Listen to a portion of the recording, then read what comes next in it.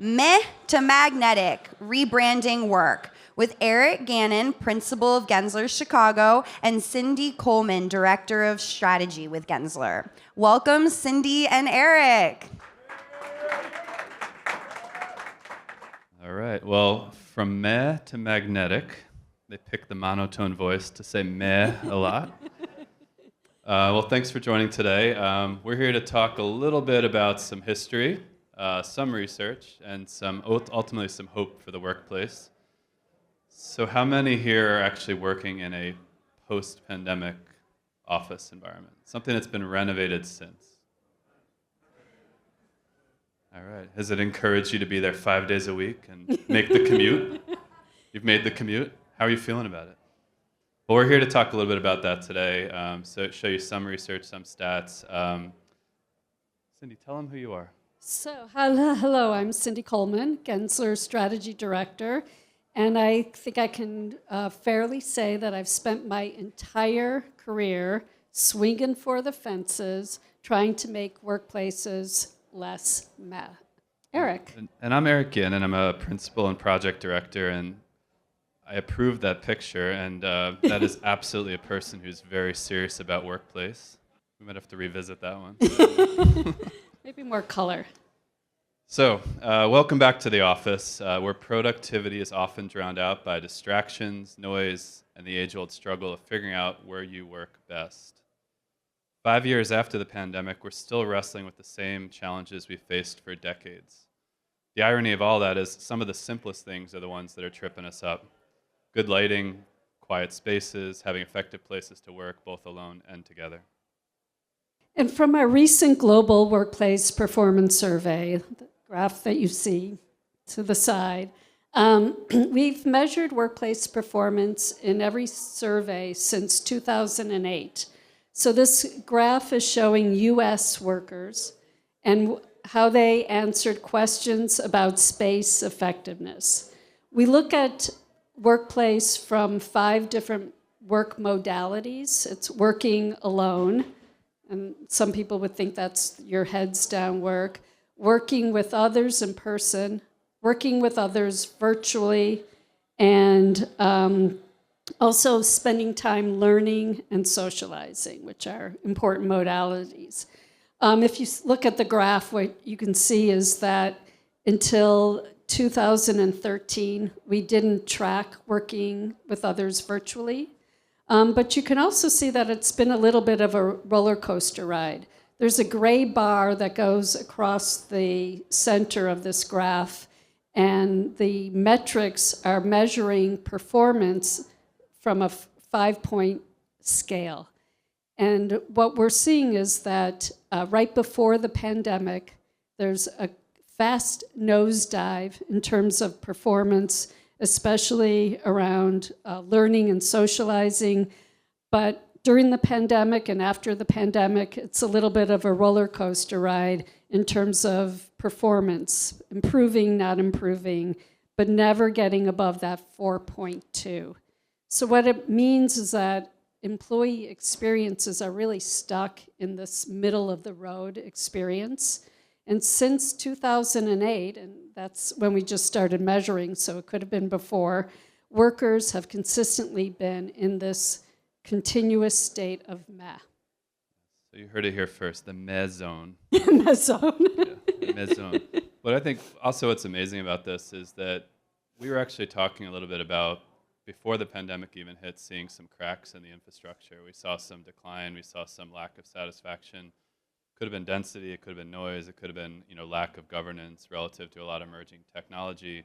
But it was starting to emerge, like you saw some of those fissures. And eventually, the pandemic did hit, accelerated a lot of those elements, and here we are today. So we'd like to explore a little bit about how did we get here? Why haven't we broken out of that middle band? And what about the workplace really isn't resonating? So we thought this was a rather appropriate way to explain the many, many efforts and trials. The recent story of workplace design is a lot like the game of whack-a-mole. For every great innovation, there's a new frustration that emerges that you've got to knock down yet again. We've added the ping pong tables, we've done the phone rooms, we've done the beer taps, we've done the jungle-like indoor plants, we've done the sit-stand desks. Everything we've ever done is well-intended, but it often creates new headaches and not really challenging the status quo. But on the way out, I had a stop in the restroom, and we've been in our space for over 15 years. And the thing I'm most excited about is that we added a single bottle of Listerine, and we added a toilet brush cleaner, toilet bowl brush. Little things like that actually stand out as much as the investments we spend months and months putting into it. So I think it's just telling us that we are trying on all fronts, including the bathroom and the Listerine, to find our way out of it. So with Work Design Magazine, I referenced a Prince quote in an article we put together a couple months back, and I think this is a beautiful sentiment around the challenge of pop music. Many don't admit that they like pop music. They venture into some weird territory when explaining what their musical interests are. As a musician, this resonates for me, but what's missing from pop music is danger. There's no excitement and mystery. And if you think about this, what is missing? It's a willingness to break the mold. It's the delight, the surprise, becoming something that our indie hearts might be proud of and proud to tell our friends we work in a place like this. If you swap music for corporate culture, we see a lot of the same. We all know that courage is the fuel for innovation. It enables individuals and organizations to embrace change, defend some of those bold ideas, navigate uncertainty. And courage is built through embracing challenges and stepping into the unknown. It involves a bit of a willingness to take on those risks and persevere despite the obstacles. And today we know that the workforce is mobile. In the early 2000s was a moment of true disruption in terms of mobility. We saw the rise of smartphones, digital tools, and technology kind of was a special gift, something revolutionary. It just untethered us and set us free. And then after that, the workforce, and the workplace, for the first time probably ever, became uncoupled. They were no longer reliant on one another. And suddenly work could and did happen everywhere, anywhere, all the time. There was no more traditional 9 to 5. The workforce started working on what we call the shoulders of the day, early in the morning, late at night, and all the time in between. But they didn't do it necessarily in the office. They may have done it from home. They may have done it from airport lounges, coffee shops, and even waiting in the school pickup line. The good part of it was that we were kind of set free. We could work when we wanted to, where we wanted to, and how we wanted to. But the bad part, there was no shut-off button, and work was happening all the time. So the headlines changed. Every media outlet seemed to be picking up something around the workplace. On a personal front, I remember showing up and not a single family member could talk to me about what I did for a living. Then all of a sudden, everyone wanted to talk to me about it. And as you can see here, the headlines changed. We're out of real estate, but no one's here. The pandemic struck. Remote work became the rule, not the exception. By force, Teams and Zoom sort of took over those boardroom meetings. The async communication was the norm, and suddenly we're questioning everything. We're questioning why we're doing it. And we have these headlines and the constant barrage of this type of dialogue and thinking and questioning has really forced this into a conversation on an everyday level. So what we came to know is that it was a time to change perspectives, start to think about work from different lenses, not from the status quo. Like all great disruptions, it's kind of a call to action. And since the pandemic, we've been in this moment, and we're thinking very differently about work, the workplace, and the workforce. We all are resetting our thinking as we establish new perceptions about what it can be. Is it a place to go? Is it a curated experience? Is it where my friends are? Is it, what is it? So we're still kind of struggling to bring it all together, bring it home. So today, workers and the companies that they work for are rather torn. The old workplace model really doesn't reflect how the workforce works anymore. But change is slow, and pre-pandemic workplaces are also slow to evolve. Now, they need to be reimagined to serve as a destination, a draw, and place people actually want to be. So when I asked that question on the front end, it's very much tied to this research here. Of the 16,800 people that we researched in our most recent workplace survey, 30% have not changed their space since the pandemic. The translation of that is most of the world's workplaces are still stuck in the past. We're living in a bit of a state of meh, and escaping that meh requires shifting some existing mindsets. And if you can count how many times we say meh in one presentation. It's like meh bingo. Yeah, meh bingo. So now we're back to thinking about work, the workplace, and the workforce as a combined unit. And so what we're thinking about is really what's next for it. One of the ideas behind the workplace today is that we have to think about it, not that people are employees, people to just place in desks and hope they find their way, but they're really consumers. And we have to build, as designers, build a consumer mindset, thinking about your employees as informed, opinionated, involved, and educated consumers, because we've all had time to learn how we work the best. We've all had time to work from home. We've all had time to work across many different, time zones. And so we are the consumers, and our considerations need to be taken forward.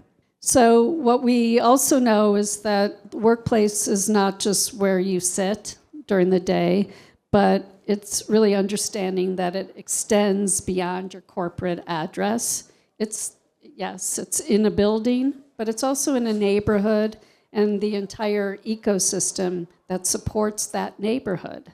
So those ecosystems have experiences embedded in them that really make work more interesting and help people thrive.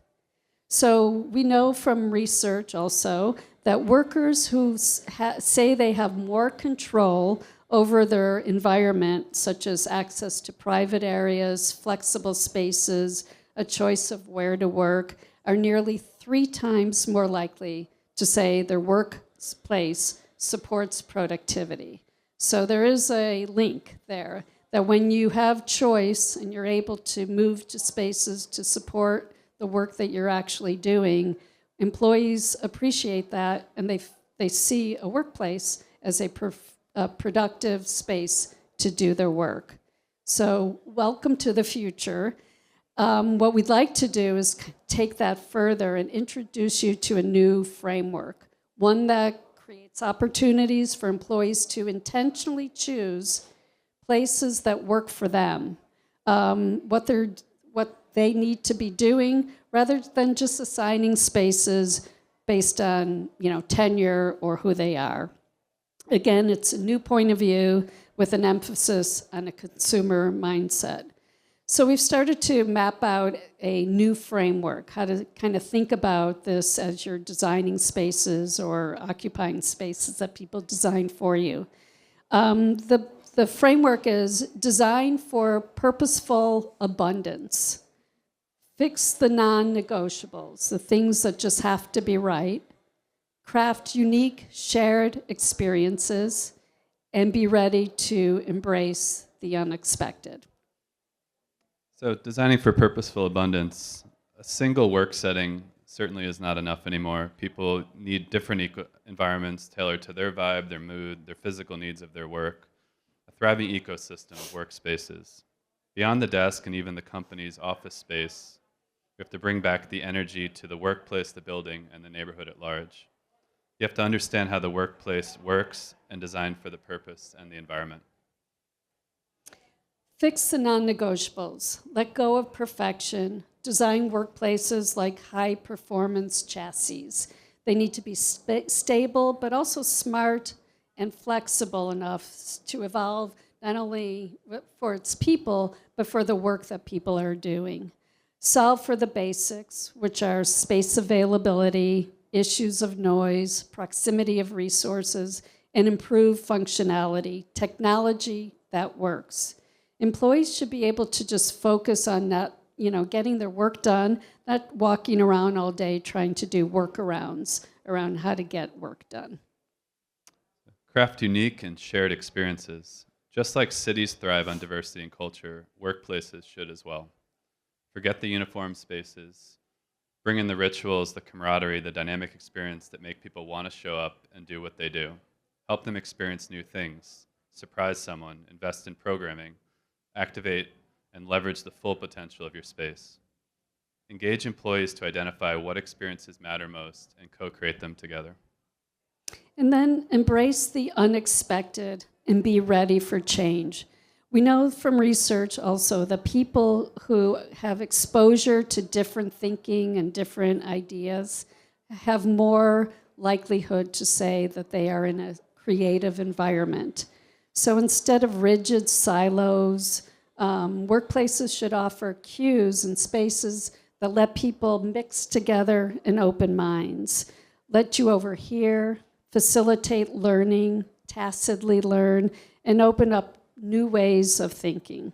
Acknowledge that there's a little bit of discomfort that comes with this, but there's a lot of benefit that new thinking can provide. And continually monitor and adjust to meet the moment and the next one. So what we know is that work is not just a place anymore. It's a choice, an experience, a community, and a state of mind. What happens if we get it right? Well, we can finally move past the meh of the offices of today and into more craveable, magnetic destinations. And if yesterday's workplace was intended to feel like a loud broadcast of corporate culture, today's is a little bit different. It's a workplace that's something much more subtle, reflexive, and fluid. It's more like a group chat with way better coffee. And had I known that Beatrix would be right there, I mean, they have way better coffee. Appropriate close. Brought to you by Beatrix. All right, thank you very much. Thank you.